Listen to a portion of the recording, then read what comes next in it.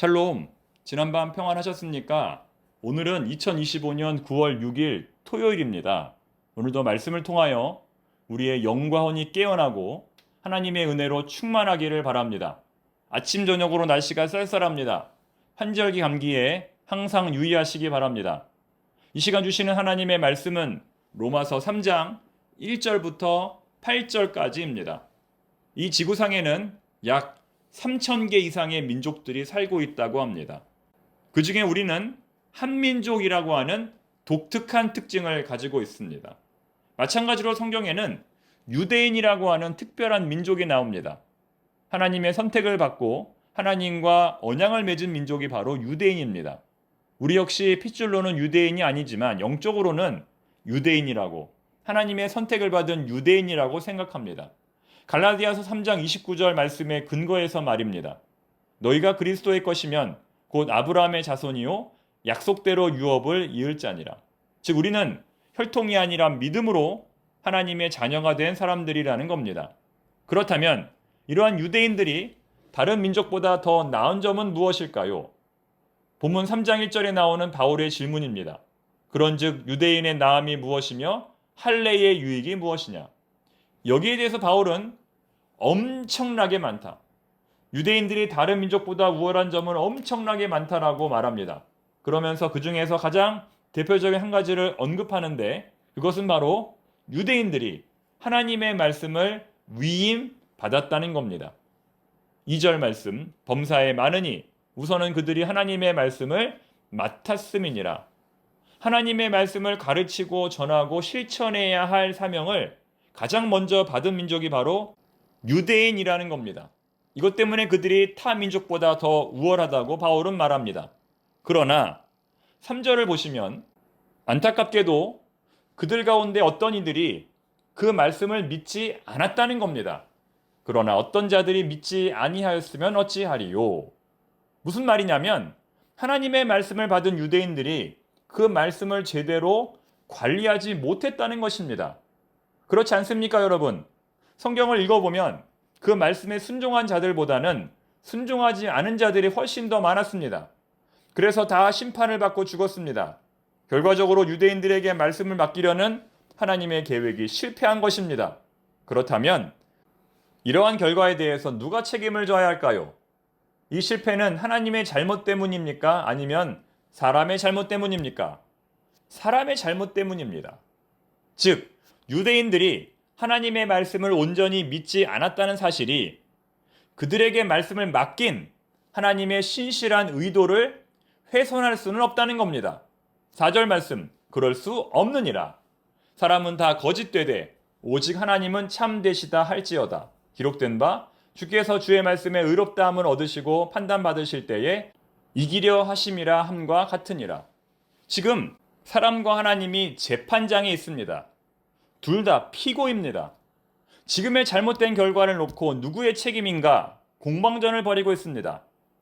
사람에게 말씀을 맡긴 하나님의 책임이냐 아니면 그 말씀을 제대로 관리하지 못한 인간의 책임이냐, 이 문제를 놓고 만약 법정에서 사람과 하나님이 다툰다면 누가 승리할까요? 당연히 사람이 패소하고 하나님이 승리할 것이라고 성경을 근거로 바울이 말하는 겁니다. 여기까지 한번 정리해보면 유대인들의 우월한 점은 무엇인가? 그것은 하나님의 말씀을 인류 최초로 받았다는 것이다. 그러나 그들은 그 말씀을 믿지 않았고 그로 인하여 심판을 받았다는 것이 본문 4절까지의 내용입니다. 5절부터는 이러한 사실을 바탕으로 제기된 다음 두 가지의 질문을 다룹니다. 첫 번째는 우리가 지금까지 살펴본 것처럼 모든 인간은 불의하고 하나님은 선하시다는 겁니다. 방금 재판장에서 모든 인간은 거짓말장이이고 오직 하나님만이 의로운 존재라고 증명되었습니다. 하지만 이것을 거꾸로 생각해 보면 하나님의 의가 드러나기 위해서는 뭔가 기준이 필요하고 뭔가 비교 대상이 필요한데 그것이 바로 인간의 불의라는 겁니다. 인간의 불의가 오히려 하나님의 의를 드러나게 한다는 겁니다.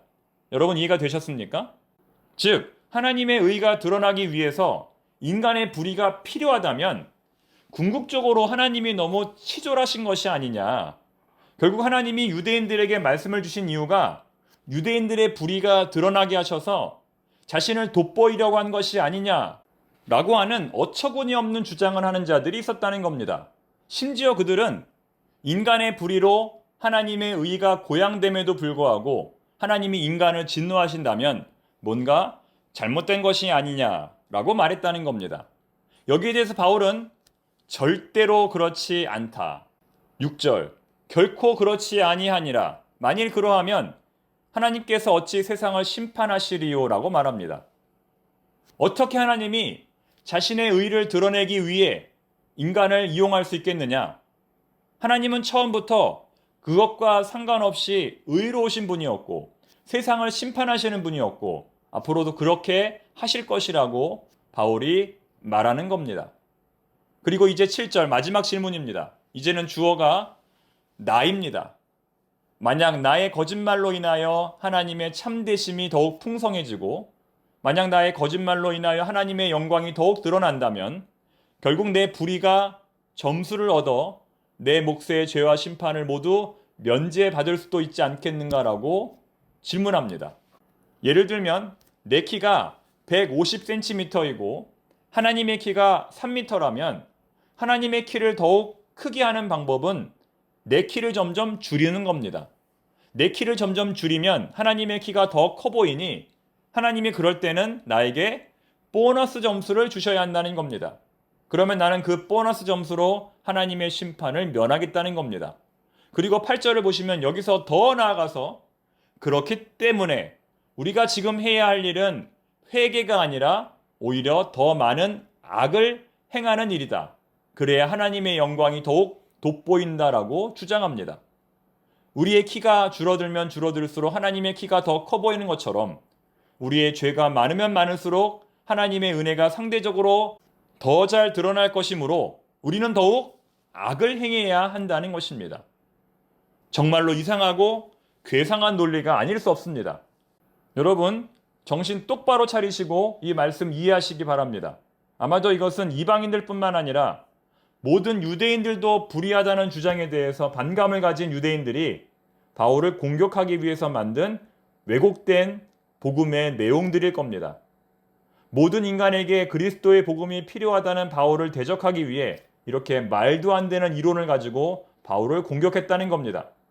바울은 이러한 질문들에 대하여 조금의 여지도 주지 않고 그럴 수 없느니라, 결코 그렇지 아니하니라 라고 단호하게 말합니다. 우리는 이러한 본문의 내용을 통해 어떤 교훈을 얻을 수 있을까요?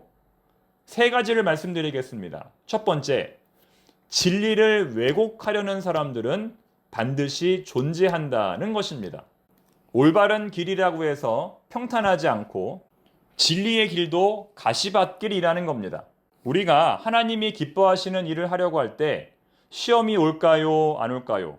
시험이 옵니다. 하나님이 기뻐하시는 일을 했을 때에 칭찬을 받을까요? 비난을 받을까요?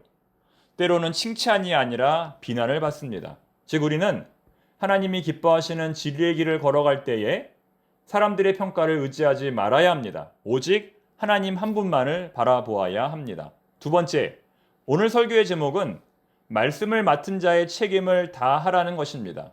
뭘 다하라고요? 말씀을 맡은 자의 책임을 다하라. 유대인들의 특권은 하나님의 말씀을 위임받은 것이었습니다. 이것은 우리 모든 그리스도인들에게도 적용됩니다. 우리 모두 하나님의 말씀을 위임받은 자입니다. 날마다 말씀을 가르치고 전하고 공부하고 실천해야 할 의무가 있는 사람들이라는 겁니다. 왜 의무일까요? 먼저 말씀을 받은 것처럼 먼저 심판을 받을 것이기 때문입니다. 먼저 선택을 받은 것처럼 먼저 정죄를 받을 것이기 때문입니다. 특권에는 거기에 따른 책임과 의무가 있음을 반드시 기억하시기 바랍니다. 세 번째는 겸손입니다. 사랑하는 교우 여러분, 오늘 말씀을 묵상하시면서 여러분 이해가 잘 되셨습니까? 저는 이 말씀을 연구하기가 어느 때보다도 힘들었습니다. 그래서 어느 때보다도 심혈을 기울였습니다.